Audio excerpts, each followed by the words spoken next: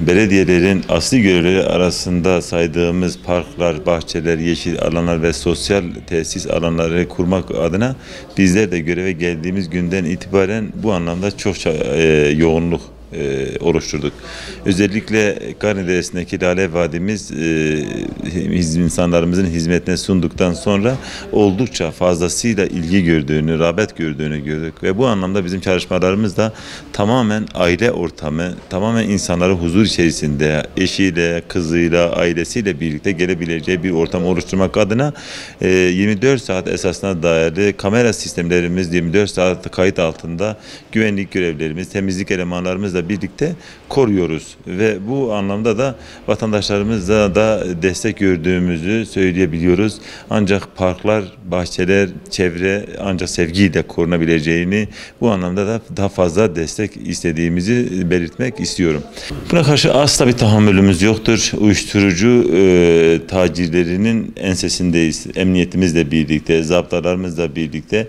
Bu anlamda asla parklarımızda, yeşil alanlarımızda bu çalışma ortamı bulabilecekleri bir yer bırakmıyoruz.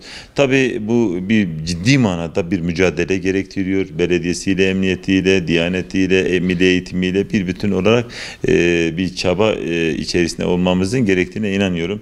Bizim bilgi evlerimizde çocuklarımıza bu anlamda iyi bir eğitim, iyi bir bilgilendirme yaptığına inanıyorum.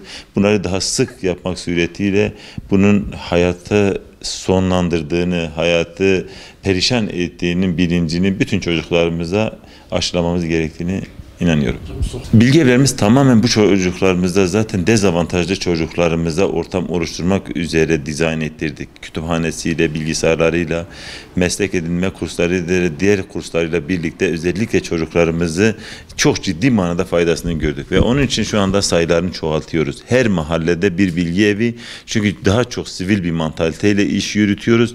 Bu sivil bir mantaliteyle her çocuk gelebiliyor ve geldiğinde de orada dinini, devletini, dünyasını, milliyetini, bayrağını, vatanını ve inancını öğretmeye çalışıyoruz. Bunun ziyadesiyle faydasını gördüğümüze inanıyoruz. Bunu daha çok sık bir şekilde yeni de faaliyete girecek bilgi evlerimizde bu minvalde eğitim faaliyetlerimizi sürdüreceğiz.